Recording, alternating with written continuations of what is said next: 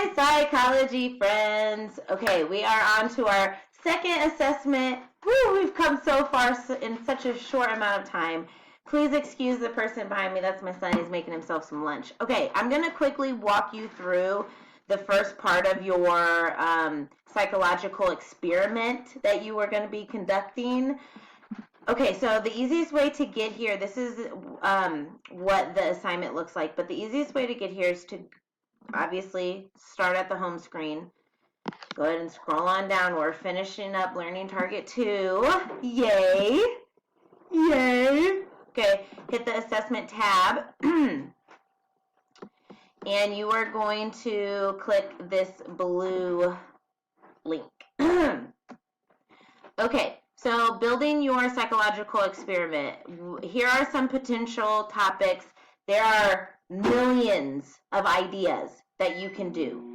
You can do anything. Check with me if you have some holdbacks, if you have something, that you're questioning, you're on the edge, reach out. But here are just a few of the millions and millions of ideas out there that you can pick from. The taste tests. Those are always fun, and since we're stuck with our family inside, why not pull them into your experiment? Effects of music on skill performance. Last semester, a lot of the projects were like effects of music on stress, effects of music on like my siblings. Like one kid, he had all of his siblings, so I think there was 3 siblings, and he played different types of music to see how they like reacted. So, he would, they would all be chilling in the living room, and then he would put on like rock music, and then he took observations. And then the next day, same kind of scenario, and then he did, reggaeton. And he took it was really interesting, and it was funny to read his observations. His results were that it doesn't matter. Okay, anyway, treatment from store clerks, like the example experiment that we did together yesterday about how fast you receive service depending on what you were wearing, what race you are, what gender you are, something like that. The power of suggestion, central location, conformity. So going against groupthink or going with groupthink, trying to get the group to come on board with what you're doing. So if you start using like a really funky word, like let's say you start using funky, like, oh my gosh, that's so funky. Oh my God, you look so funky today. If you like really start using it, your friends will start using the word funky, and you can talk about how long that takes. Spatial skills, find your way through a maze. I don't know, helping behavior, appropriate closeness, so like breaking norms would be a funny one. Yeah, so process that you're going to do today. By the end of the day, this is what you need to have done. Step 1, you need to ask a question. So you need to pick a topic first, okay?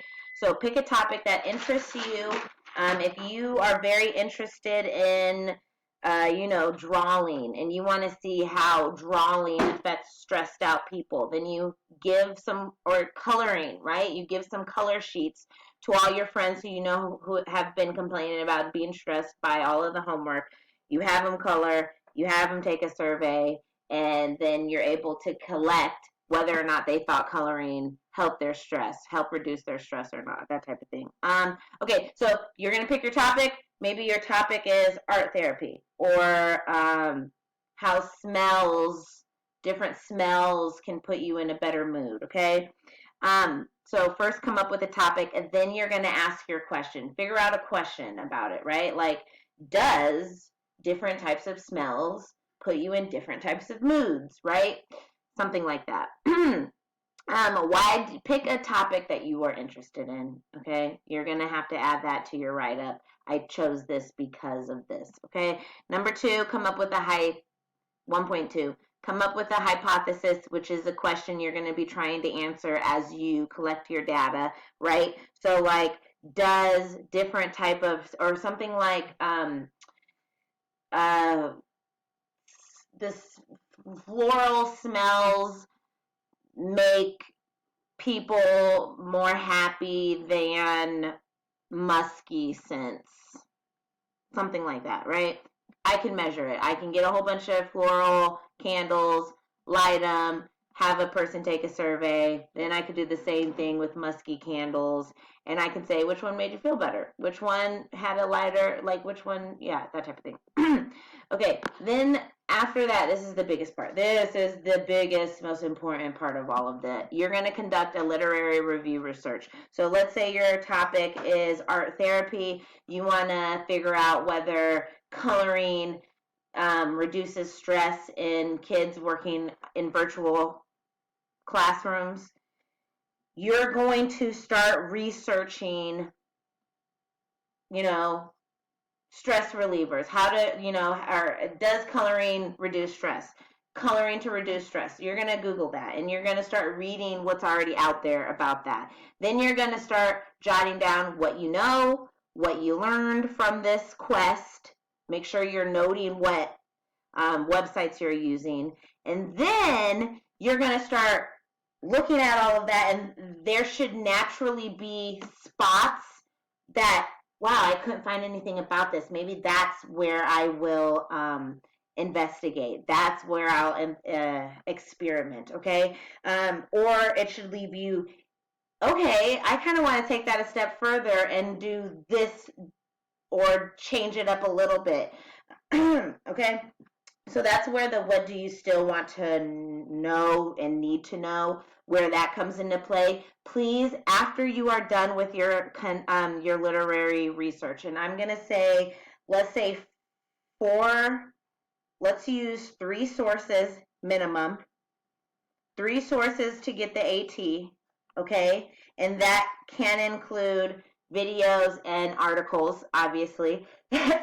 Once you're done with your literary research, you're going to want to revisit your hypothesis. It might need to be tweaked after you have learned all of these things. Maybe you're like, okay, I want to take it a different way. Instead of me addressing, my siblings, maybe I'll ask for males. Maybe I'm going to make it more specific or something like that, right?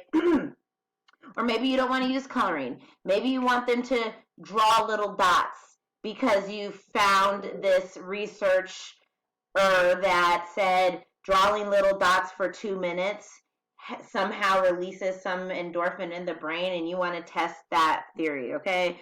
And then finally, the last step you're going to start working through today would be the beginning of step 3, which is developing your study. The big thing that you need to figure out is what method you are going to use to collect your data, right? Are you going to do naturalistic observations where you literally put on music and you write down how the music is affecting that person visually, right?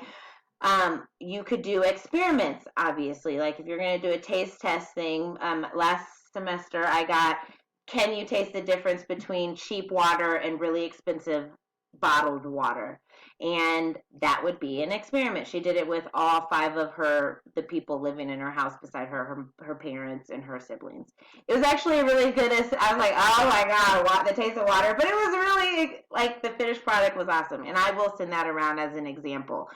You need to pick the method. Oh, and then the last one is survey, which if you're going to be trying to gauge stress levels, anxiety levels, happiness levels, things like that, that might be your way to go. Anywho, you're going to figure out your method. You're going to start building that method. You need to start figuring out your procedures. Okay, let's build my survey that I'm going to use, okay? And then maybe you test it one or 2 times, and then you need to make changes to your survey. That's why you're going to have 2 or more days to work on this. So start making sure you have a clear plan. I'm going to do this. I'm going to do this. I'm going to do this. Doing this, I'm going to use this. This is how I'm going to collect my data.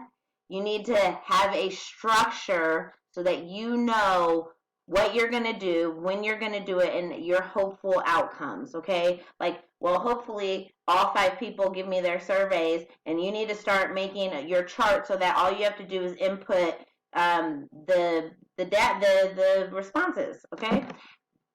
After you're finished with that, You're going to move on to step 4, which is data and drawing conclusions. I will make a video about that tomorrow. This is just steps 1 through 3. The beginning of 3, it's going to take more than one day to materialize 3, especially if you're using outside sources like your friends, your family, if you're going to do a poll on your social media accounts, if you're going to, go to work and break social norms or stand too close, or don't stand too close to people, but if you like whisper to people to see if they whisper back, that type of thing, that's going to take some time. So, all right, have a great day. I'll see you in class, guys. Laters. Toodles.